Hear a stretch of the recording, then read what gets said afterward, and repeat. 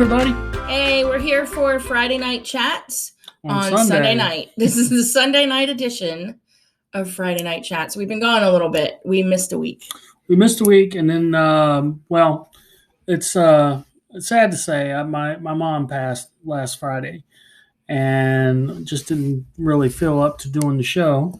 No. And then last week, or this week, has been, well, we're going to get into it. It's been. Yeah. And then we got back Friday, and then we actually recorded. Well, did we record Friday? I think it was Friday. I think we did record Friday, and then massive computer failure, and we lost our video. So here we are again on Sunday. Yep. Yeah, with a little new background, we're switching it around. Yeah. So this might actually be the better video. Yep. So there we go. So let's just jump into our weekly wrap up. Yep. So, as I said, my mom passed, and that was kind of rough. It's a bad phone call to get on a Friday night. Yeah, that week was tough because she went into the hospital on Wednesday of the week before. Tuesday. That's when we got the car. Yeah, but she didn't go to the hospital till the next day. Yeah. Of the week before, and then because she was in the hospital with COVID, nobody could go in and see her. Yeah. So we didn't. I mean, they live between Williamsburg and Richmond. New Kent. Yeah. New Kent. So we didn't go at all when she was in the hospital because they would have.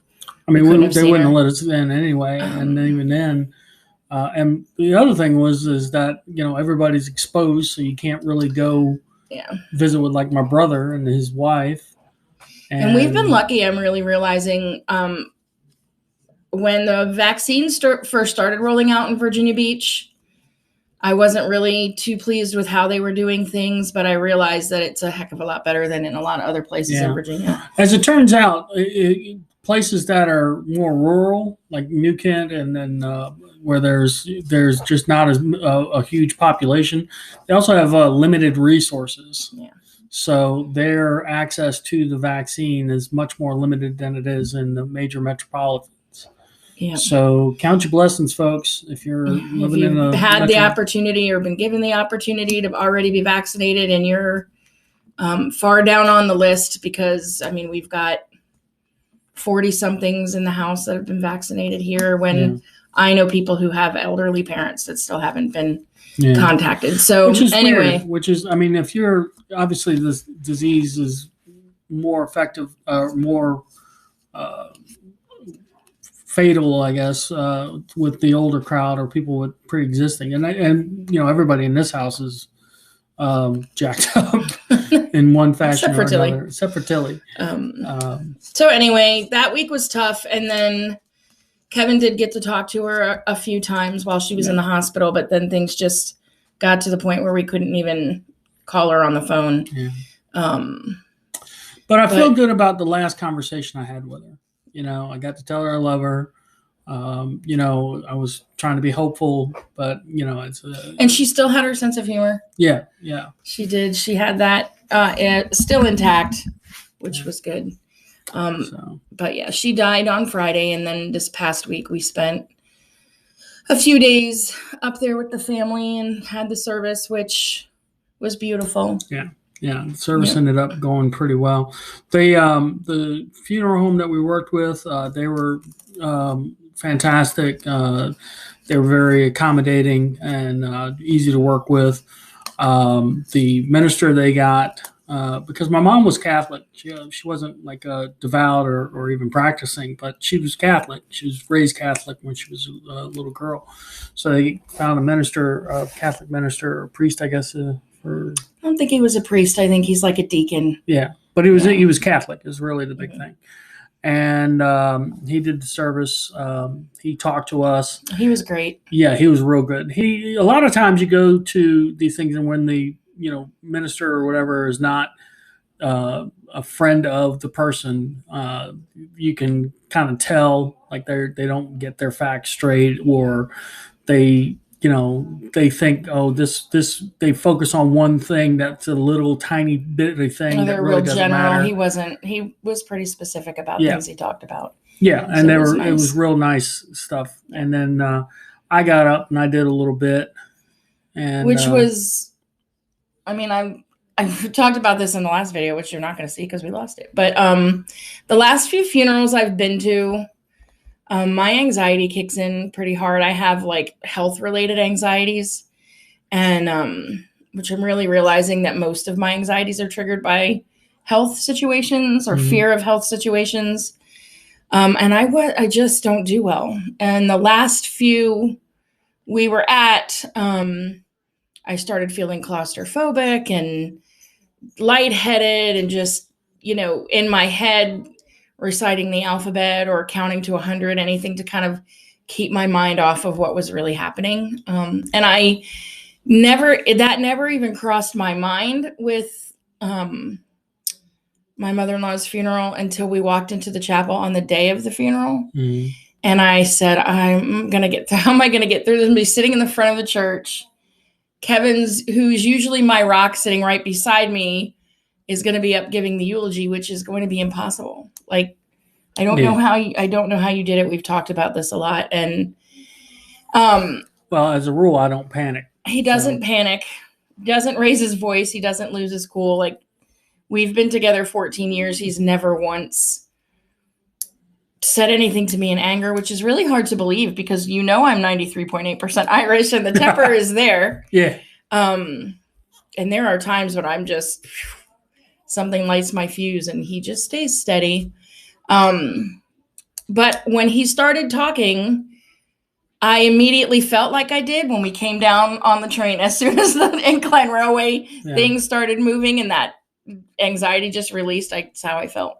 Just listening to you talk, it was really, really beautiful and steady and calm and funny.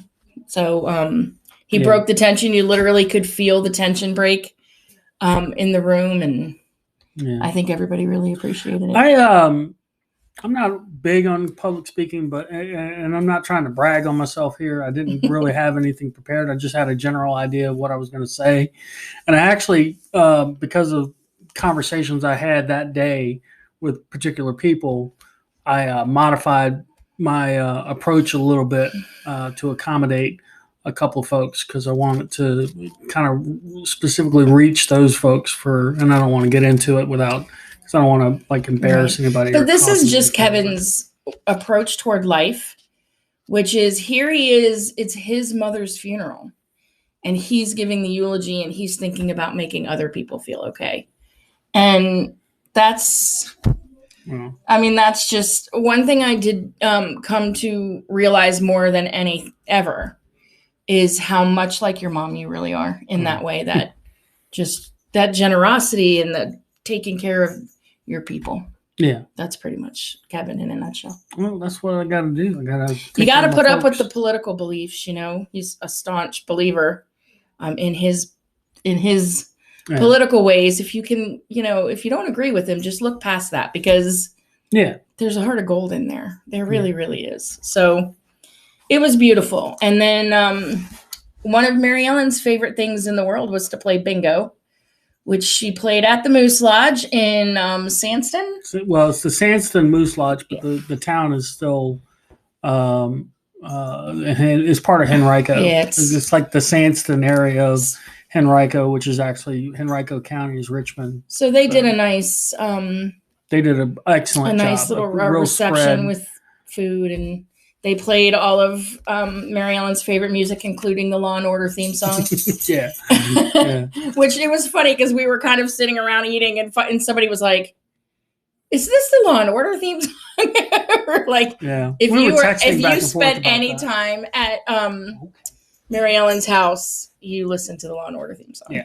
Or Blue Bloods. Or NCIS. Because, that was it. I watched NCIS for one time and I was like, that guy just busted in there without a warrant or nothing. But, it was, for being one of the worst days of your life, it was really. Yeah. But they also did, what I thought was the coolest thing was she always sat at a particular table. And they had her, and she always had to have like a pitcher of ice water at the at the ready, and they had that set up for with her bingo machine because she couldn't do the daubing anymore with her RA. Yeah, she played by computer. She had rheumatoid arthritis really bad, and so she. And they had it set up so that all she needed was one number, which is frustrating for the bingo folks, but at the same time, it's thrilling, and you're just about there. So Tilly wants to join us. Look at her. She does. She's not want to get up there. I tried to pick her up, but she wouldn't let me do it. You know what the problem is? I'm sitting in the chair she usually digs at while we're recording this. Oh yeah. So she's probably mad. She's mad about it. But then we stayed overnight a couple nights in Williamsburg, and then came home on Friday. Spent some time with Kevin's family. There she is. There she is. The Tilly. The Tilly guest appearance. Here we go. And got to see Kevin's brother Billy. He and his wife are renovating a house, so we got to see that. So that was nice. It was a nice kiss. It was some good family time. Yeah, it was really good family time. Yeah. And they are doing a great job on their house. It's kind of, you watch it with my mother-in-law, you're either watching the Murder Channel or HGTV. Tilly, so stop. Yes, thank you. Thank you. That's very nice kisses. Yes, it's nice. Oh, give Mommy nice kisses. There you go. Okay, thank you. Thank you. All right, I'm going to put you down. She wants to know who we're talking to. Anyway, so they're doing a lot of work on their house, and it's coming out real good. I like it. They're doing a really good job. Yeah. A really good job. So that really was most of our week. Just dealing with that, looking through the pictures and setting up slideshows. Fat boy and shopping for clothes for Kevin. Fat boy shopping sucked because I'm real misshapen. I'm shaped like a gorilla. I got short legs, short body, just crazy long arms. Nobody's got stuff that fits me. Went to J.C. Penney, got pants there. Had ended up at the DXL because even Men's Warehouse, there was a real big guy who worked there. He looks at me and goes, "I ain't got nothing for you." Because I got two shirts. One of them's black and one of them's white. He texted me because I dropped him off and waited in the car, almost in the fire lane. There's a story behind that one too. But he's like, the only shirt they have is black. And I was like, no. Your mom would hate it if you wore a black shirt to her funeral. Like she would hate it. She did not like funerals. No. So, but we got it. We got all that settled. Just a little hit to your ego. Yeah. Well, the worst was at the JCPenney because they had a full-length mirror in the changing room. You don't really get to see yourself all that often unless you got a full-length mirror at your home, I guess. But which we don't have. I looked at myself like, Jesus Christ, I am just a train wreck. You're not a train wreck. I am. No, I'm jacked up, fucked up. Sorry. Anyway, moving on. Those things are going to change too. I mean. Yeah, we got to get on the ball. I got to tighten up. Got to tighten up. Yeah, one thing I've known this for a little while, but the pandemic did me no good because socially I was fine. I'm an introverted person, so I will look for reasons not to, go out and socialize on a good day anyway. So this just gave me the excuse to sit home and do nothing for a really long time, which is exactly what I did. Yeah. And so now that, we're trying to get back to normal and I've just lost a lot of mobility. And so that's our goal after getting moving again because we have to. Yeah. It's not as big of a problem for you. Which is going to help out because I my schedule changed. I'm going from like a 10-hour shift to a 8-hour shift, which, you think, well, that's only 2 hours, but really a 10-hour shift takes up your whole day. It's huge. He's going from getting off at 8:00 at night to getting off at 4:30. So when I come home from work, he'll be off, which gives us the whole evening, which we haven't had in probably a year, at least over a year. Yeah, well, I'm on a 10-hour shift. We haven't had the same days off in over a year, so we don't see each other much. I mean, he works from home, and I was working from home, but still, it's not like I can come in here and have a conversation with you while you're working, even though sometimes I do that anyway. Yeah. But, it'll just be nice to have you home for dinner, and we've already got a plan of doing our afternoon walks and just getting back on the right track. So, because I know we did it before I got sick with my gallbladder. I was in the gym 3-4 days a week, lost a good amount of weight. Yeah. Was feeling really good. You're feeling really good.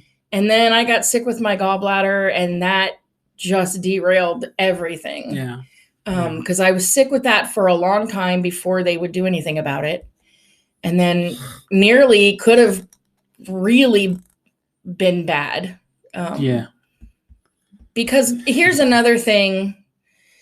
You know, we talked about you seeing yourself in the full-length mirror, and the comment that the man made to you at the JCPenney's about like Kevin was going to pay for his pants, and the guy's deciding to have a conversation about who's cooking his dinner tonight and all that. And you just, I mean, he had a guy one time, we were coming out of a restaurant, and Kevin was being polite and kind and held the door open for this older man and his wife.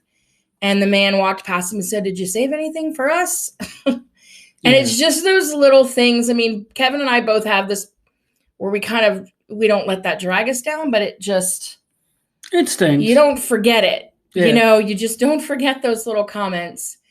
And I honestly, going to the doctor when I was sick with my gallbladder, and I had a kidney stone and had been in the emergency room with kidney stone. Yeah. And they did a CT, and they told me at the emergency room I had stones in my gallbladder. So I knew I had gallstones. And I had, like everything else, my symptoms of my gallstones were not typical gallbladder problem symptoms, which is pretty usual for me. Mm-hmm. I mean, I have reflux, but I don't have typical reflux, symptoms. But went to the doctor and said, "I think I have gallstones." Well, a lot of people have gallstones. I said, "Well, I've been in the hospital." How many weekends did we spend in the ER? I see it in my Facebook memories every year. I think it was like a month, and we were there every weekend. Times, yeah. Just like 4 days where I was like saying on Facebook that I was up for 24 hours, just basically because of the timing of when she would have a problem. And so his first reaction to me was I needed gastric bypass. He didn't even want to talk about anything else. Yeah. And he was asking me what kind of insurance I have and if they pay for it and all this. And I'm like, look, that's a whole separate issue. Like that obviously needs to be addressed, my weight and everything. But I'm here right now about my gall. He would not listen. And so then he told me I was having esophageal spasms and it wasn't my gallbladder. And we went about another couple months. Then she finally went to a different doctor. Finally, I just went to a different doctor, and he was like, "You already have gallstones." I'm like, "I know." He goes, "Well, we'll just take it out." So as a heavy person going to the doctor, knowing like the first thing they're going to tell you is it's your weight. And that happens, I think a lot of things for heavy people probably get missed because of that. But that's probably why the obese mortality is so high. It's like doctors just misdiagnosing people. You're laughing, but there's probably a percentage of people that are overweight that they chalk it up to you're a fat chooch. So, and then you go down, and then they're like, "Oh shit, it was this." But anyway, we're gonna get back to it because we know we can do it. We know. Yeah. He's lost a lot of weight in the last couple of years, and I think I found every pound that you lost. Yeah. Well, you got to knock the bread out, the carbs. Knock the Starbucks out, which we've been doing really good with that. Yeah. Well, what we need to do is find you something from the Nespresso machine that you really like. I'm just not a big coffee fan. Well, there's if I have to make it myself, I'll just pass. Yeah. Well, I can make it for you. I like myself. I'm not a hot coffee. Well, that was like the last big purchase my mom bought from me was the espresso machine. Oh my God, he uses it multiple times a day. Yeah, even though it was, that's going to be my once a day coffee. Well, he has a machine. Honestly, the coffee's not super cheap, but it's nice. But we have 3 coffee machines. This is how addicted to coffee he is. Yeah. We have a coffee pot that makes a pot of coffee. We have an Nespresso machine that Kevin's mom gave him for Christmas. And we also have a Keurig machine that my parents use because but they don't use it all that often. They don't because they don't drink that much coffee. Yeah. So. They go to Dunkin'. Anyway, the coffee might need to go, or at least get cut back some. Yeah. I want to stay married, so we can't get rid of the coffee completely. Yeah. The few times I've tried to cut coffee out completely, nobody wants that. Yeah, because I get mean. I get real mean. Nobody wants that. So what else this week? Anything else? Let's see. We talked about the car thing. Oh, Yeah, we bought our new car, and it has a push button start. I love the car, by the way. It's which is great. chock full of Yeah, the gear. He was so excited about his car when we were leaving his family's on Friday. He was like, "Come look at the camera! Come look at the camera!" Because it's got the 360. Oh, it's nice. And they were like, "Dude, that's like not new stuff," but we were real excited. Mm-hmm. But it has the key fob, and it only has one. And since he usually drives, he keeps it in his pocket.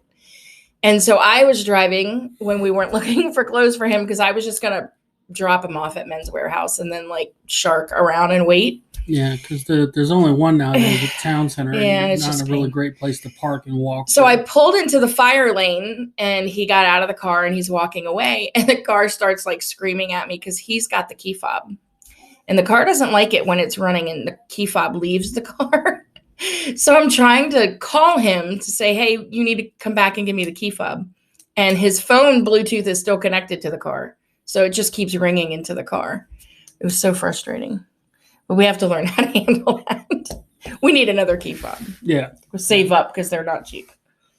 So there was that. That's it for. That's pretty much it. Yeah. We did. Tilly missed us. Tilly missed us a lot. Got a lot of kisses when we got home. Yeah. And yeah. That's pretty much it. That's pretty much it. So that's a lot. It is a lot. It was an emotional week, for sure. But I'm glad that I was able to get through the service and do my bit and not do poorly. And yeah, and I miss my mom. I'm gonna miss my mom, but she's in a much better place, and she's not in pain anymore, and I like that. Yeah. She's up. Everybody who's lost, and this is the second family member we've lost to COVID, and the hardest part of it is they're in the hospital on their own, like that you can't be there. And I think when she first died, that was what it was. It's like she was by herself, and she hated hospitals to begin with. Yeah, she wasn't a big fan. But then my mom said she wasn't by herself. Your dad was there, and her sisters were there, and that does give you a lot of comfort. And she's probably up there having a blast. Yeah. Knowing your mom and dad.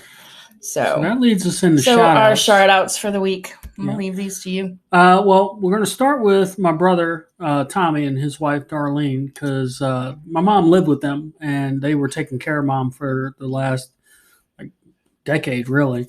And they did a great job, and they certainly were very heavily affected by this, but they were awesome this week, and basically the leaders of the family. So they did a great job. So shout out to you guys. Love you guys a lot. I can't even tell you how much we appreciate you. Shout out to Billy and Jen because they're family, and they're doing a great job with their house. They were this weekend we were all we were all experiencing the same thing, and Jen was great about getting my mom to appointments and whatnot, or she'd take her shopping. She'd get her out of the house. She was great about She that. also made sure there was a lot of your mom at the funeral home. Yeah. I know that was a group effort with Darlene and Tabitha and getting the pictures together, but Jen really made it. You felt like you were sitting in Mary Ellen's living room because all of her favorite things were around. So she did a really good job with that. Yeah. And then I'm going to go ahead and add a quick shout out because we were just talking about them, but your mom and dad, a little quick thing. They were actually out of town last week. They were visiting with their Surfside guys, which is a long thing, but basically they're her dad's Navy buddies from way back in the day. But they decided that we're going to go. We're all vaccinated, or basically not going to get COVID. They went and spent a whole week in a shared house in Myrtle Beach. But they were calling when they found out that, what my mom was going through, and they were, calling me directly, checking up on me directly, and wanting to know if they wanted we wanted them to come home. Like, no, there's really nothing you can do about it. So, because, what are they going to come and just be sad with me? And I appreciate it, but I mean, But anyway, shout out to them because I really appreciate that. That was Not nice just them too, but everyone they were with there was just so sweet and thoughtful. Mm-hmm. And they check up on Kevin quite a bit, actually. Yeah. Well, a lot of them have come to the house and visited with us, like it was pre-pandemic. Pre-pandemic, yeah. Lucy and Dave Brooks. Mm-hmm. Shout out to those guys, and then the rest of them. They were great. They were just awesome people. Yeah. And then who else were we shouting out? That was it. Just your family, and you added those, little additions in there. All right, that's good. All right, so every week we pick a question, some sort of discussion question. We've been tossing around what to name. Like we're like trying to like name these segments, and it just came to me as I was setting up. Mm-hmm. We're gonna call it One Last Thing. Ah, okay, One Last Thing. Yeah. So our One Last Thing question this week, as we were kind of trying to decide, it's not a happy story we're telling certainly this week, and But our one last thing was, what was something that made you really laugh this week? And so I'm a real big believer in, you have to find the funny. Mm-hmm. You just have to find the funny, because laughing releases so much tension, and it's just good for your soul. And thankfully I grew up and surrounded by really funny people, and I married a really funny person. And so we laugh a lot. So something that made people out there saying looking funny looking. So something that made you laugh this week. Well, and this, when we talked about this, there wasn't like anything tremendously funny. We really had to think about it. We had to think about it. But our go-to whenever we're had a rough day or anything, and then this week we certainly used it. We go to True TV and we go to see The Boys, the Impractical Jokers. Because even if we've seen every episode multiple times. We've seen them live in person. We listen to. They were just as funny in person. We do listen to podcasts that they are in separately on their own and together. Mm-hmm. Because you know what it is? It's just four guys having fun with each other, or they find the funny. Each other. They find the funny, and whatever the situation is. Yeah. If you haven't watched the show, get on it. You can put on True TV. The likelihood is that they're on. If not, get HBO Max, and you can watch every episode from the first 8 seasons. Thinking back on, because Mom and Dad weren't here this past week, but they were in Myrtle Beach, so we had control of the TV.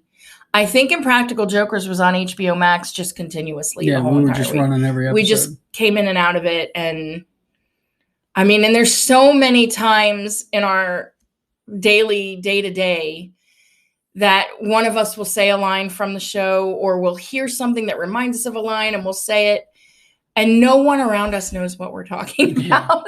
Yeah. But they had a new episode Thursday night. So after the funeral and the reception and everything afterwards, Ken's like, I hope the hotel has True TV, and they did. So we got to sit for just that half hour and giggle and laugh at something that just was ridiculous. And spoiler alert, Mur lost. If you follow the show. Spoiler alert. Mur lost. And it was, they do horrible stuff to all of them. They have all had punishments where you're just like, damn, you did that to your friend.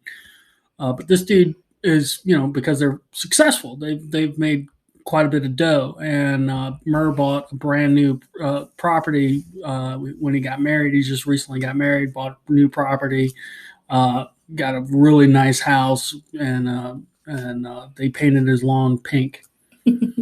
His whole entire lawn. Yeah, it was pretty funny. And it was hilarious, but at the same time, I was like, damn, you did that to your friend. We actually, the Impractical Jokers movie was the last movie we've seen in a movie theater. Yeah. We're slightly obsessed. Yeah. It's just something that we talk about them a lot to our friends, and people, I'm sure, roll their eyes just like all of you are probably out there doing right now. But when you think about finding what we laughed at this week, that was it. Yeah.